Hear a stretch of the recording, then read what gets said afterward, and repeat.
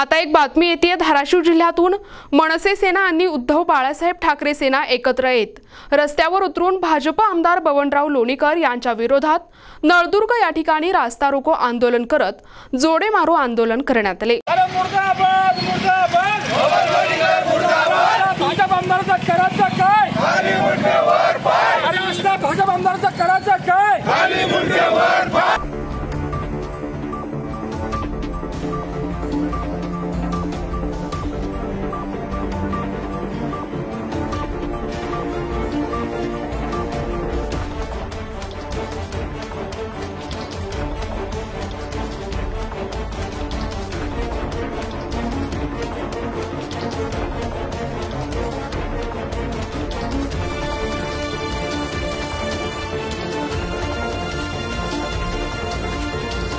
तुझ्या बापाला पेरणीचे पैसे पंतप्रधान मोदींनी दिलेत। तुझ्या आईला, बहिणीला आणि बायकोला लाडकी बहीण योजनेच्या माध्यमातून आम्ही पैसे देतो।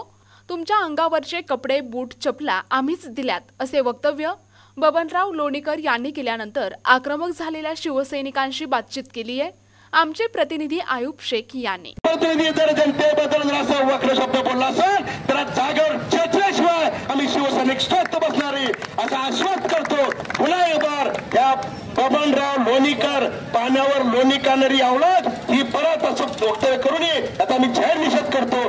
सैनिक आता दोन शक्ती एका ठिकाणी आलेल्या आहेत। महाराष्ट्राचं भवितव्य आता घडणार आहे, त्याची नोंद आहे। भारतीय जनता पार्टी वाल्यानो आम्ही तुम्हाला स्वस्थ करीत आहोत। आमचा स्वाभिमान, आमचा बाप राज्यामध्ये युतीचा सूर असताना या ठिकाणी, परंतु आपण पाहू शकता महाराष्ट्र नवनिर्माण सेना आणि शिवसेना एकत्र येऊन या ठिकाणी आंदोलन करताना आपल्याला पाहायला मिळत आहे। काय एकंदरीत तुमची मागणी होती?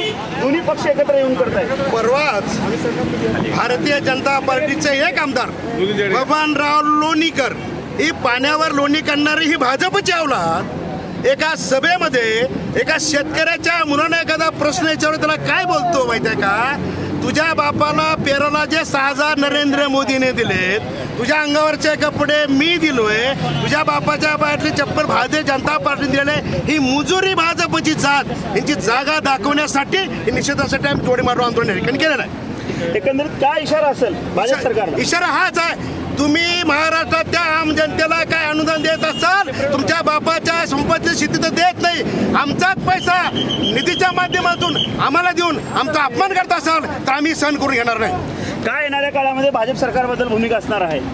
भाजप सरकारची जी मस्तवाल भूमिका आहे, ज्या पद्धतीनं खोट्या आश्वासनांचा भडीमार करून त्यांनी सत्ता मिळवली आणि या सर्वसामान्य लोकांची, लाडक्या बहिणीची, शेतकऱ्यांची जी गळचेपी करताना आपण बघतोय, येणाऱ्या काळामध्ये या भाजप सरकारचं माज उतरवण्याचं काम सर्वसामान्य जनता केल्याशिवाय राहणार। एकंदरीत आपण पाहू शकताय का शिवसैनिक जे आहे भाजप सरकारचं माज उतरल्याशिवाय शिवसैनिक आणि महाराष्ट्र नवनिर्माण सेना या ठिकाणी काही बदल करायला आहे। काय एकंदरीत भूमिका असेल?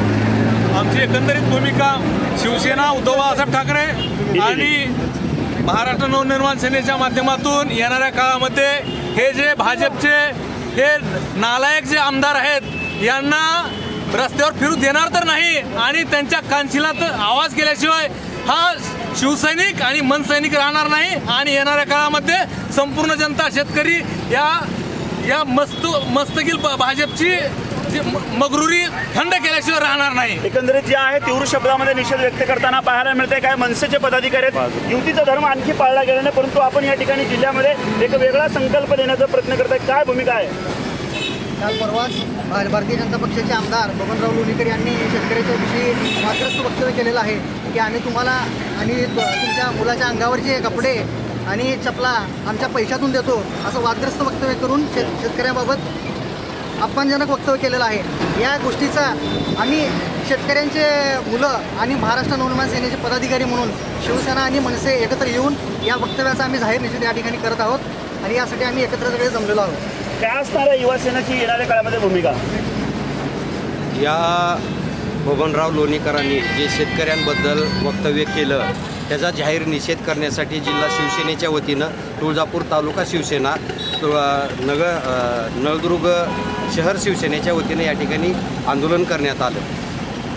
बबनराव लोणीकरांना जे शेतकऱ्याबद्दल वक्तव्य केलं की बबनराव लोणीकरांना त्यांना एवढं सुद्धा लक्षात आलं नाही की जो शेतकरी जो अन्न पिकवतोय, काबाड कष्ट करून शेतात राबतोय आणि ते अन्न खाऊन आपण त्यांचेच उपकार आपल्यावर असताना सुद्धा आपण या शेतकऱ्यांना असं बोलणं योग्य नाही.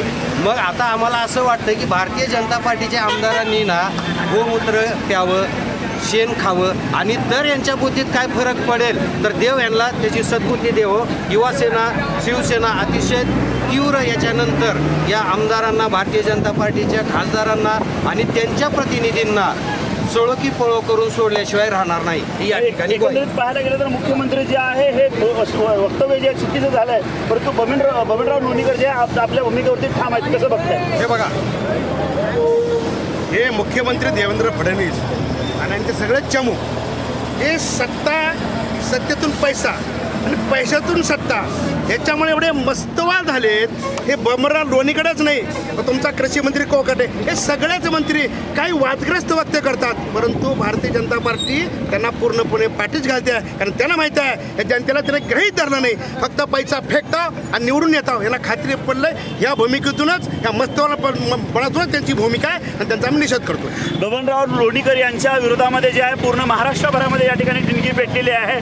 म्हणून या ठिकाणी दोन पक्ष या ठिकाणी महाराष्ट्र नवनिर्माण सेना आणि शिवसेना एकत्र येऊन या ठिकाणी जोडमार आंदोलन करून रास्ता रोको आंदोलन करण्यात आलेलं आहे. आता भाजप सरकारला आता कितपत जाग येणार, बबनराव लोणीकर यांचा राजीनामा घेणार का माफी मागायला लावणार, हे आता पाहणं तितकंच महत्त्वाचं ठरेल.